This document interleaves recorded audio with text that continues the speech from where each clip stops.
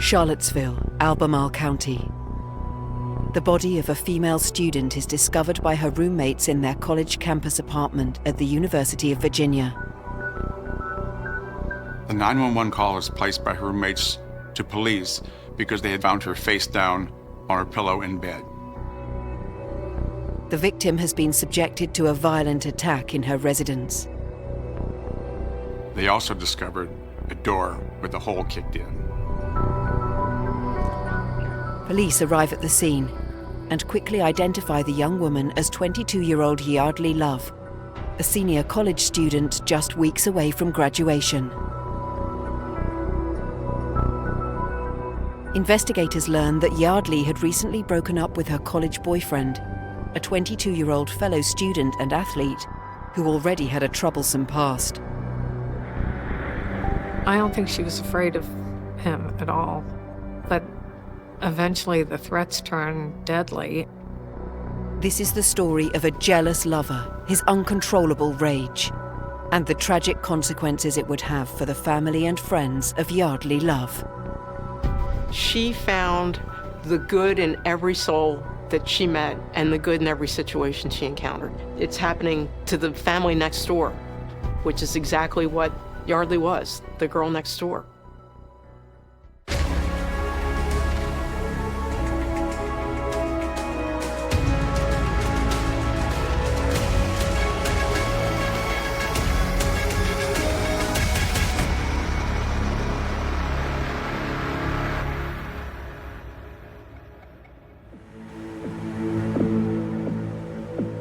The University of Virginia is located in the city of Charlottesville, approximately 120 miles southwest of Washington, D.C. Charlottesville is a very genteel community and a beautiful university for some of America's brightest students. In May 2010, this idyllic college town is rocked by the brutal death of a young female college student. Yeardley Love, a 22-year-old student at the University of Virginia, is found unresponsive in her campus apartment, with clear signs of trauma following a violent struggle. Yeardley's two roommates came home and they found her face down in her bed. Initially, they just thought she was passed out. Then they saw blood and they realized something very violent had happened to her, and they called 911. Officers from Charlottesville Police Department respond to the call and arrive at Yeardley's apartment on 14th Street. When police arrived, they saw the blood on the pillow. They saw obvious signs of a struggle. They saw the door had been kicked in, and they realized something terribly wrong had unfolded. News of the tragedy soon reaches Yeardley's family in her hometown of Cockeysville, Maryland. It was probably 5 o'clock in the morning, and I was asleep. A policeman came to my door, and when I opened the door, they asked me if I was Yeardley Love's mother. I said yes, and then I guess everything went blank after that. I don't think the policeman even had to tell me. I was in my exam week of my last year of college, and I had actually stayed up late studying with a friend, and I was so tired, and my phone was ringing at 6 o'clock in the morning. When I answered the phone, she said that it was Katie and that I should wake one of my friends up because she had something really bad to tell me.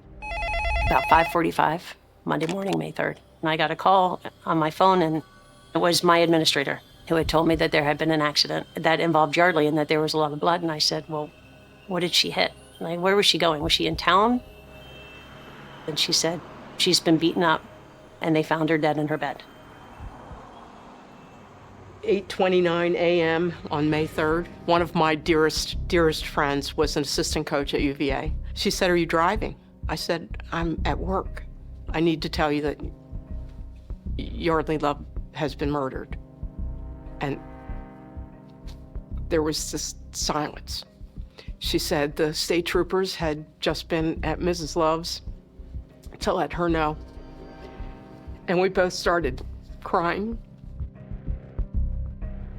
Police now want to learn more about Yeardley's life on campus in the weeks leading up to her murder.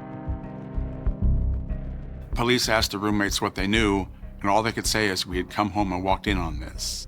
Police officers then asked who could have done this, and the roommate said, George. Yeardley had been in a relationship with another student at the university, 22-year-old George Yeardley, but they had recently broken up. When the police officer said, "Do you have any idea who would ever want to hurt her?" I said, "She did used to date a jerk, and his name was George, but I can't imagine that anyone that could love Yeardley could do this to Yeardley."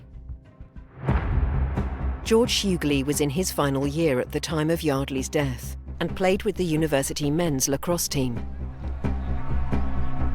Yeardley lived in one building with some of her lacrosse teammates, and George lived across the parking lot in another building with some of his lacrosse teammates. There was no evidence of forced entry into Yeardley's building because so often the teams just left the doors open between them.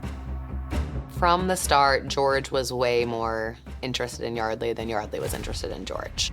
The first time we talked, he told me, "You have to get your best friend to like me and go out with me." And at that time, she had a boyfriend who was another one of his teammates on his lacrosse team. And I remember thinking that didn't really feel right that he was saying that, especially because it was his teammate that she was dating at the time. I knew that Yeardley started to date a guy on the lacrosse team at the beginning of her second year. They were all friends their first year, but then it actually turned into a romantic relationship at some point during her second year. It was just so many experiences and parties and dates and being out together that he finally wore her down in a sense, and her two best friends were dating his two best friends, and so it honestly became easier for her just to sort of explore what that would be like to take their relationship from friendship to romantic. Police very quickly knew that they needed to interview George, and they began to understand from conversations with others that the couple had had some tension, that George had made some threats.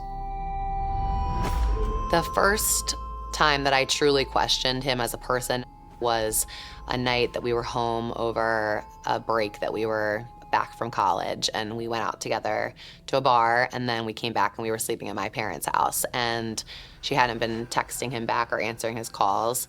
I think he called her 30 times in a row, and she just brushed it off. And I remember being so rattled by the fact that he would not stop calling her, even when she finally did answer and said, "I'm at Catherine's house and we're going to bed and I'll talk to you in the morning," and that wasn't good enough. And he immediately went on this very aggressive offense where he was accusing her of, "You're not at Catherine's, I know you're with a guy," and she had never done anything like that to make him think that. And I remember in the morning asking her, "Is that normal?" And she was like, "Yeah, he just gets protective and he wants to know what I'm doing all the time." And I remember that was the first time that I started to be a little bit more concerned that he really wasn't a good person for her to be spending time with. Investigators now want to speak to Yeardley about his movements on the night of Yeardley's death and bring the student in for questioning. George said Yeardley was upset. He described a confrontation. George said he had gone to her apartment, that he was trying to get her, in his words, to chill. He said that she was standing with her back against the wall and that she began bouncing her head off the wall. He said he might have grabbed her. He said he might have thrown her on the bed. He said he left her alone. He didn't think that he had hurt her. He certainly didn't think he had killed her. He said she was alive when he left and that he could never do that, but he had been drinking heavily the day before, and his memory was not on point. Police search George Yeardley's campus apartment and uncover suspicious bloodstains in the bathroom.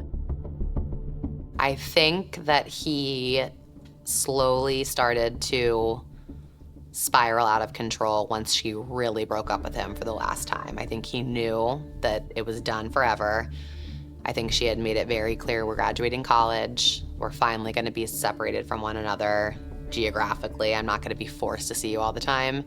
And this is it. I'm gonna just tough it out the rest of college, even if it means missing things, because I cannot stand to be around you anymore, and this is now really unhealthy and I don't wanna be anywhere near you. Yeardley undergoes a medical examination, which reveals fresh cuts and bruising on his body. I didn't understand the magnitude of that jealousy and that fear of what if she's not mine forever. Yeardley continues to protest his innocence in Yeardley's death. But investigators now believe they have enough evidence to formally charge him with murder. Police zeroed in on what they believed to be true, that Yeardley had been the victim of a massive assault, had been injured gravely, and that George had a role in it. There were no other suspects. The DNA evidence clearly put him at the scene, and he was arrested the next day for her murder. George Hughley is remanded in custody awaiting trial for the murder of Yeardley Love, while Charlottesville and the close-knit university campus community try to come to terms with the senseless tragedy. I couldn't tell the team what had happened until George was arrested. So we needed him in custody before we could let anyone know. I mean, people fell to the floor, the guttural pain, the shock. I remember the hugs, I remember the silence. Just being able to hear kind of the tears and the crying. Every single player that walked into the lawn room that we were in, when I said that Yeardley had been hurt and that she wasn't okay.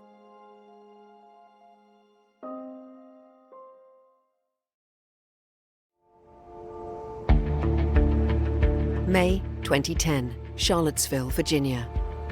22-year-old college student Yeardley Love has been brutally murdered at her campus residence. This is a murder that stunned the college community. University of Virginia and Charlottesville are not places where these sort of things are supposed to happen. The police investigation quickly focuses in on Yeardley's ex-boyfriend, George Hughley, who has a history of violent and controlling behavior. That morning, by 9 o'clock, he was in custody and being interrogated. He didn't think that it was possible that she was dead. Police did not consider any other suspects in her murder. And as they began to ask questions of Yeardley's friends, it became apparent to police and to the friends themselves that each of them had small pieces of the story, but none of them had been successfully able to put together the puzzle that Yeardley's life was in danger. George was a very jealous person. He just had his own insecurities that made him judge and question other people. I think he wanted everyone to know that they were together, and so he had a really hard time when they weren't together, if they were both back home at their own hometowns or, out even at college doing their own thing. That usually started a fight because he would pick a fight and try and get attention, and he didn't like that she was spending time with other people. He wanted to be the center of attention, and Yeardley was very independent. Yeardley's family and friends struggle to understand how they failed to see the warning signs in Hughley's behavior. There was one incident when they were all at a party and he grabbed her, and that scared her. But that was the only time she ever mentioned that she was afraid of him. Because I was going to go talk to his lacrosse coach, and she said, "Oh no, it's not that big of a deal. Don't worry about that." I think they had stretches where the relationship was strong, and then there were stretches where Yeardley couldn't really even stand to talk about him. He was driving her crazy, but because of the close-knit sense of their college community, especially as lacrosse players, she couldn't really escape him. And so she always sort of tried, I think, to find a way to make it easier for everyone and pacify the group and just go with the flow, and then they would find their way back to one another. I'm fairly sure that most of the adults in Yeardley's life have 20/20 hindsight and wish we had handled things differently or been more aggressive in terms of, separating them or getting her out of that situation. Both Yeardley and George played on the lacrosse teams for the University of Virginia and bonded initially over their love for the game. News of Yeardley's death sends shockwaves through the tight-knit lacrosse community. Our reaction was, how do we take care of our team? We let the men take care of the men's team. They were grieving the loss of Yeardley as a great friend to them, not as a teammate, but they were also then like, how could one of our teammates do that to one of our friends? It was all in. It was truly a resounding reflection of the lacrosse community and in a larger sense the Notre Dame prep community. Some of the younger girls on the team had older sisters that played with Yeardley. There were also people who had brothers that played on the men's team at UVA. We had a big game at the end of the week. We asked Sharon. Sharon said, ask the girls what they want to do. And they said, we want to play. The funeral that weekend is when we really saw the men's team come again. And a lot of the men's players were the pallbearers. That was huge. It was huge for me to see. I knew that they were going to be involved, but when they walked in to a packed church carrying Yeardley, it was, I thought, another amazing statement from Sharon Love and from Lexi and the family that the team didn't do this to Yeardley. This was George that did this to Yeardley, and she wanted Yeardley's friends to feel loved by her just like Yeardley had loved them. Yeardley Love grew up in the city of Cockeysville, near Baltimore, Maryland, surrounded by a loving family and a close network of friends. We had neighborhood teams everywhere. When she was 5 years old, she went and played lacrosse, which was kind of just chasing dirt on the ground. She just took to it, practiced all the time. A lot of play was bouncing lacrosse balls off the garage doors. I met Yeardley when I was 10 years old. Our older sisters actually went to the same school that we ended up going to, and they're the same year as well. So we had a similar family dynamic, and our sisters thought that we would be friends once we started at the same school. And then honestly, from the day we met, we became best friends. I met Yeardley as a middle school student. There were probably 25 spots on the team, and there were probably over 100 people trying out for those 25 spots. So for a freshman to make varsity, it's quite a feat. As a lacrosse player, she had great skills. She was on task all of the time. She was one of the first people up to the field to get warmed up and start practice. I met Yeardley at lacrosse camp. The whole team seemed to come to Charlottesville to come and play lacrosse for 3 or 4 days. Yeardley came to camp full of life, always friends, but always looking out for the people that she didn't even really know, which is what I was drawn to at first. And then I started watching her play, and she was very talented. But Yeardley's sense of responsibility for her teammates and inner drive for success has its roots in an earlier family tragedy. Losing Yeardley's dad was a huge pivotal moment for her and for her family, and honestly for our friend group as a whole, just seeing that life is short and seeing the emotional maturity that we sort of needed to pull together. And I think losing him was very, very hard for her, and I think that a big part of her drive and what really kicked her into gear was wanting to make him proud. Yeardley receives a lacrosse sports scholarship from the University of Virginia and moves to Charlottesville to begin her freshman year majoring in political science. When Yeardley was a freshman, she would come over to my co-coach, Lisa, and I, and she would thank us at the end of every practice. She would thank us at the end of class. She would thank us at the end of every game. And I'll never forget that. Living on campus offers Yeardley the opportunity to socialise and mix with players from the university men's lacrosse team. Yeardley is introduced by mutual friends to fellow freshman George Yeardley, an All-American lacrosse player. I had heard of him, but I can't say that I actually knew him. We do share fields and we pass each other, and they are in helmets and pads and whatnot. The spell that she was able to cast on so many people, he had just totally kind of fallen for her. I think for a long time, she tried to keep it at a friendship because she did think he was funny and she loved to laugh. She was drawn to his sort of the character that he could be. She was excited. It was her first real in-town college boyfriend. Her friends were dating his friends, and it just made sense. It was who she was hanging with anyway, and he had a lot of friends around him on the guys' team and on our women's team. I didn't meet him very often because when the girls played in town, the boys played out of town. But Hughley's larger-than-life persona fails to impress everyone he meets.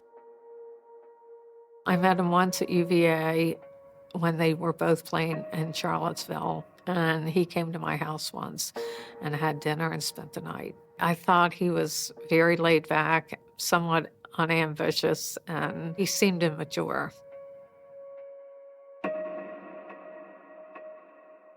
He came off as very loud and charismatic and silly. I'd noticed from the first few encounters that I had with him that he could be very hot and cold.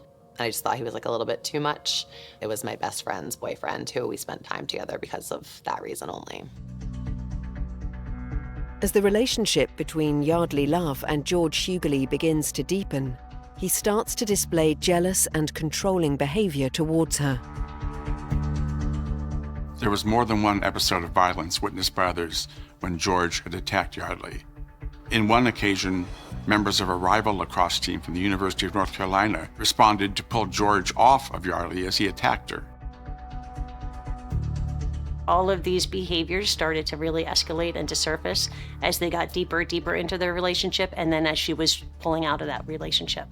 George was just so good at working his way out of his bad behavior and covering up for it and almost like turning it around a lot of times or making light of it and being the jokester that he got away with so much for so long because he found his way out. In another instance, George attacked a fellow member of his own team who had walked Yeardley home. I remember her thinking that it was so strange and she was honestly so disgusted by it. His friends were the exact same way. They would agree with everything that Yeardley said and they would feel the same way about his behavior. But then he just had this way of being this jolly, funny, sweep it under the rug, it's not that serious, and he would talk everyone out slowly but surely. Cracks begin to appear towards the end of graduation year. They dated on and off from our second year of college through the first half of our fourth year of college, so on and off for like 2 years.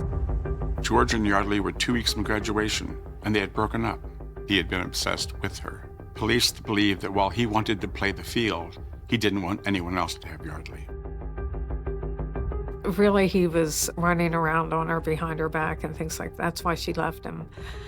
And he was fine with that until she met somebody else. That like set something off inside of him that slowly just got like deeper and deeper. And then I think he was in such a bad mental state that the inner demon within him came out and he made the worst decision of his life.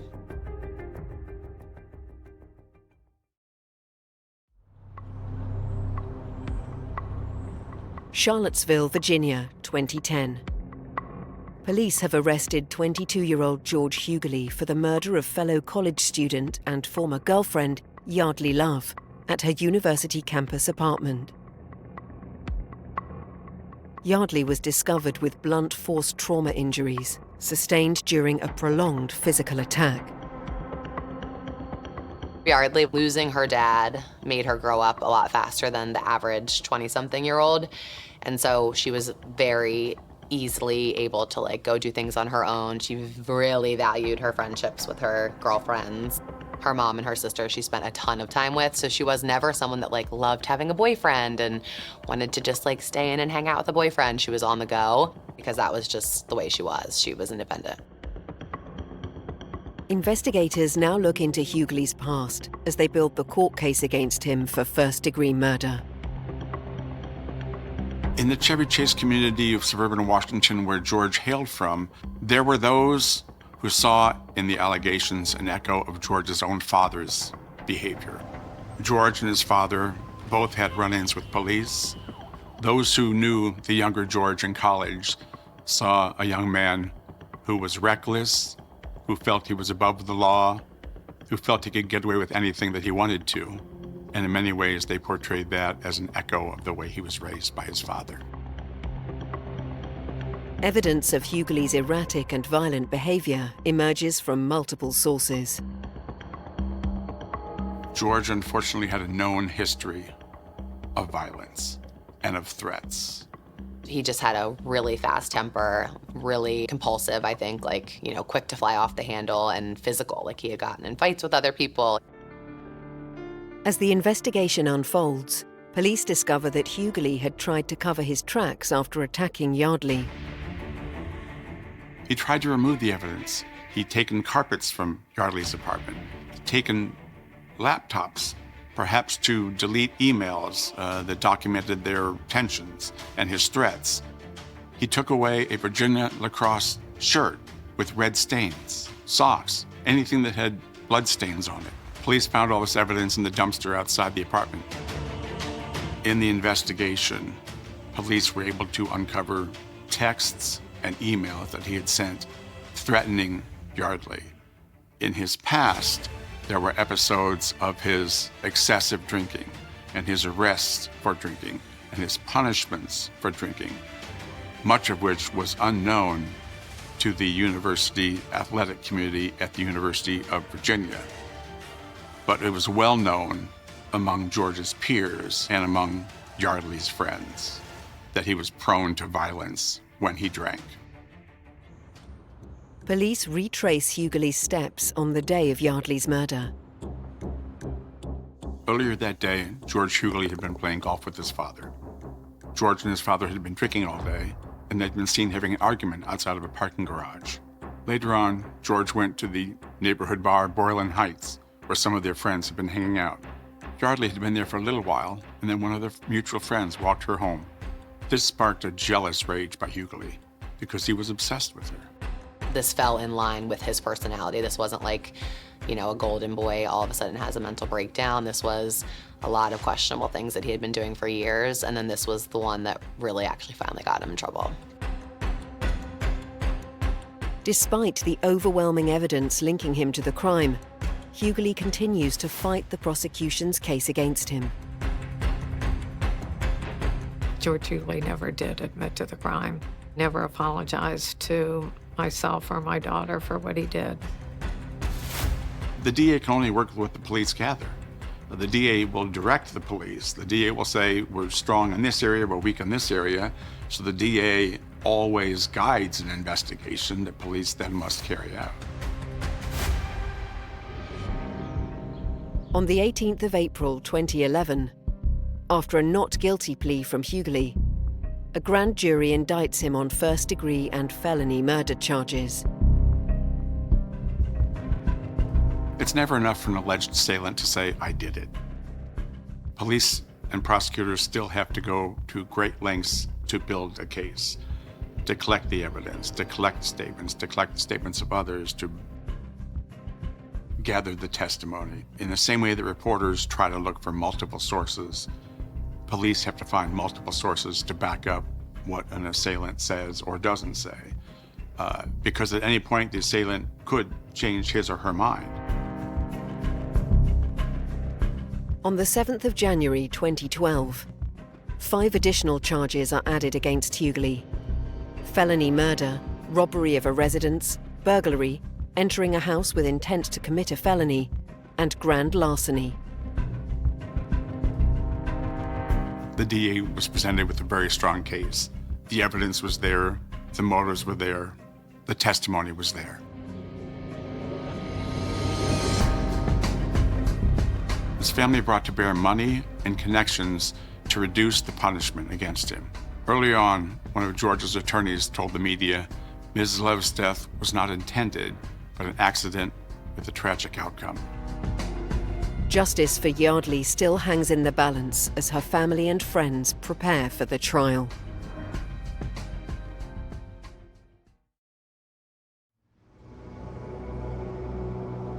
Charlottesville, Virginia.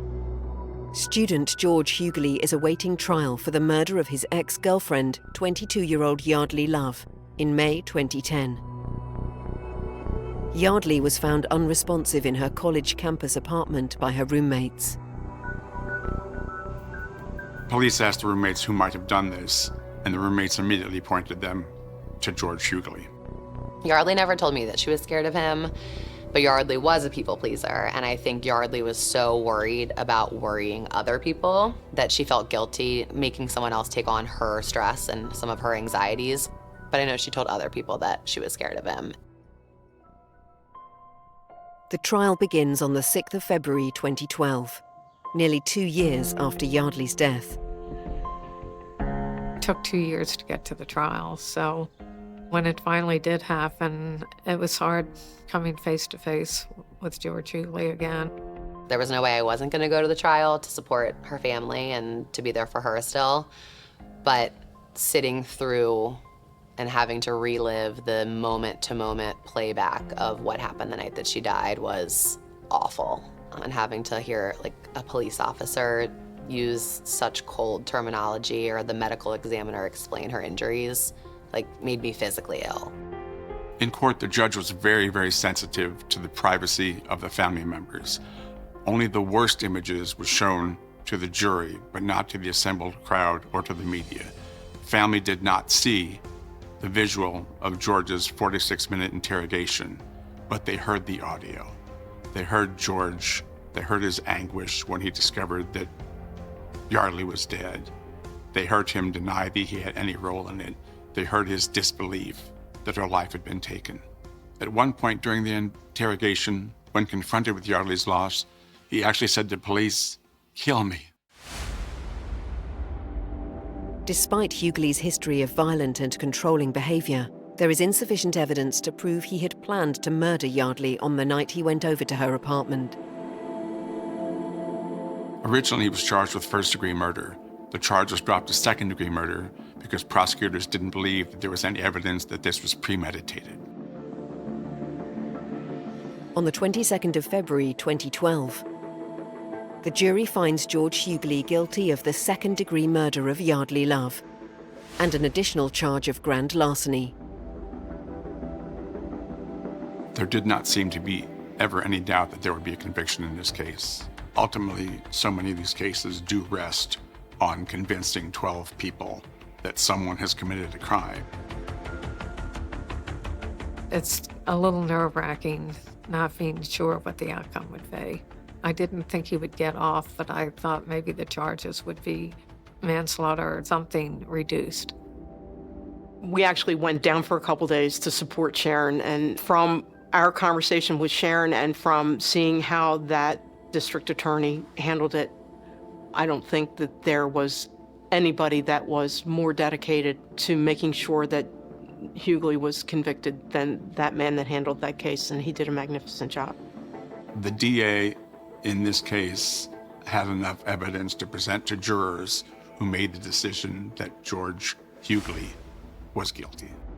You watch the whole process hoping that the jury saw it the same way we did, and they did.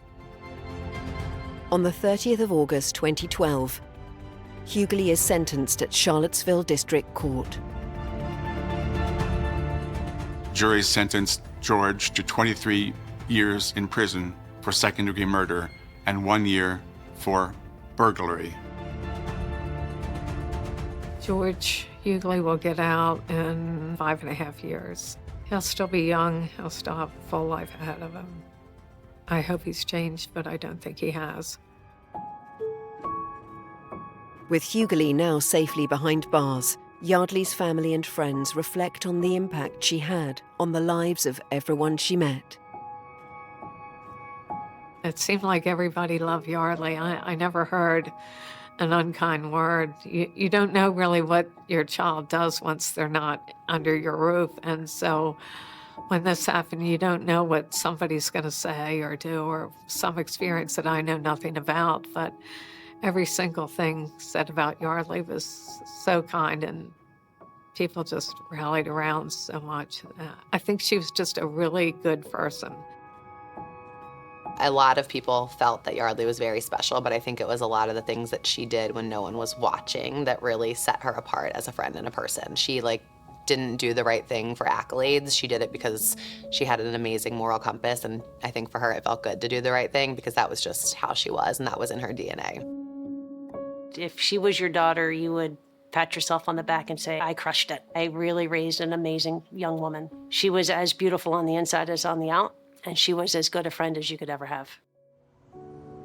The seniors, when they were going the week of prom, would get up and they would describe their dresses to each other. At the end of practice, we'd take 10 minutes and we'd say, okay, you two stand up and let's hear about your prom dresses. And of course, it was Yeardley's turn, and she stood up and she used a term. I said, Yeardley, I don't know what you're talking about. It sounds beautiful. I'm sure it will be beautiful on you. And she said, you know what, Miss B, I will come and show you the day of prom. I said, Yeardley, you're going to have 5,000 things to do. You're not going to want to come on campus and show me your dress. I'll be there. So she left a pre-party with her dear friend, and they came in their full prom dresses to an afternoon the prep at 5 o'clock in the afternoon when they're supposed to be off being very girly and getting ready for their prom. I was always moved by that, because nobody else was going to do that. But it meant the world to me. Following the tragedy of her daughter's death, Yeardley's mother, Sharon Love, creates a non-profit organisation to raise awareness among young people of the hidden signs of domestic violence. What connected with me more than anything was not the trial, was not the murder, but was the reaction of Yeardley Love's family after the fact, to find the best things about her, to celebrate and use those as a way to empower other young women and men to be alert to the dangers that had taken Yeardley's life. We had 2 years between when Yeardley was murdered and when the trial started, and it gave me time to do research. And I realized, surprisingly, that 18 to 24-year-olds are the most vulnerable group of people to domestic violence. So that was when I decided we had to do something. One Love started with Yeardley's mom and sister and all of her cousins and friends and all our coaches and teammates wanting to do something. Everyone just felt so hopeless and so devastated, and so we wanted to come together to do something. And so it started, honestly, as just selling T-shirts and raising money to create a turf field at our high school for the future students to play on. The university convened a vigil drawing more than 1,500 people. The university president spoke to the assembled students and said that at no point should any woman, any student, have to fear these kinds of circumstances. It elevated the conversation about partner abuse, about domestic abuse, about awareness and red flags and things that people should be aware of.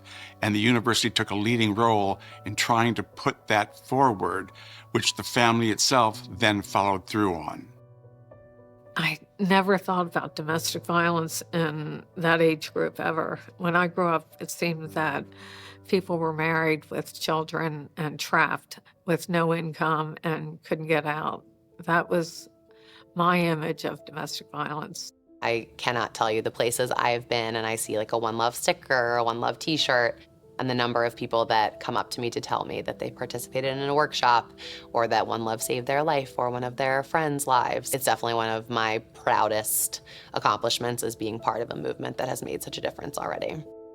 They really helped. They helped kind of get it out there. This is not just happening with families that are marginalized. This is happening in a lot of different places, and we need to start to pay attention to it.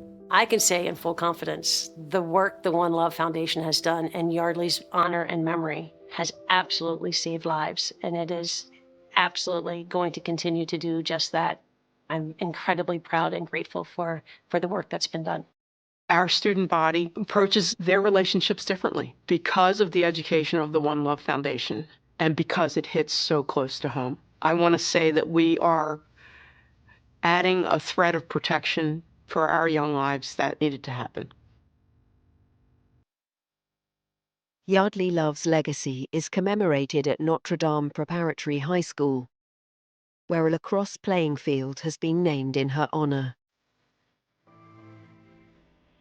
My silver lining will always be that I taught her, I coached her. She made a huge impact on me, and I miss her every day. But while she was here, she made the world a better place. And even in her passing, she's made the world a better place. It's always the hope when I cover a story like this that it informs and it educates. And that people, if they don't see themselves, maybe they see someone they know. And that this story is a way for people to begin looking out for others in their world. The University of Virginia also remembers Yeardley every year, in their own special way. Every May 3rd, since 2011, the women's lacrosse team has painted Beta Bridge, which is this huge bridge that really connects kind of the central grounds over to the fraternities and sororities world. So everybody comes up and down Rugby Road, but you paint the bridge. You could paint it in 1 hour. It could be somebody could paint over it immediately. Like, people don't even let that paint dry necessarily. They write our website. They help people understand as they pass that bridge, walk on that bridge, see that bridge, take pictures of the bridge, that, hey, we lost somebody really important to the university. We lost somebody who had the brightest future as of anybody. So just take a moment, go to the website, learn, and just pay attention to what we're doing. I think every parent wants to do something to remember their child, and I would suggest that they have a place or a bench or anything that they want to start just to have a memorial for a young person. Thankfully, I do think that so many of these colleges have seen time and time again stories like Yeardley's pop up, and they do not want to be the next campus that is under the spotlight for the most terrible reason in the world. So I think the fact that now coaches and programs are stopping to slow down to find a way to make sure that their athletes are as healthy as they can be, especially in their relationships, and trying to really arm them with curriculum and conversation and workshops that are going to make them better humans, better players, just all around better people is so important, and it does make me feel more hopeful for the future. I would say it's across the board, but I do think student athletes and professional athletes are certainly highlighted. So you hear that story more often. Winning isn't everything. We need to remind the kids, this is your mindset on a field and in a game, but in a relationship, it is exactly not that. If you bring that mindset off the court, off the field, and into a relationship, you're doomed. It's always hard for me, even after covering crime stories for 20 years, to understand why certain stories take off and capture the public imagination. This one resonated for so many because these were two people from a like background, well-to-do, terrific potential. Their lives collided in unexpected ways, resulting in horrific violence and a terrible loss. So many people look at lives like these and think, well, they've got it all figured out. They've got it together. It's not going to happen to these people. And so when it does, it jerks our eyes and holds us hostage. Can't reverse what was done, so justice is not necessarily in my vocabulary, but I think everybody did the absolute best they could, and we got the best outcome possible. But it didn't bring Yeardley back.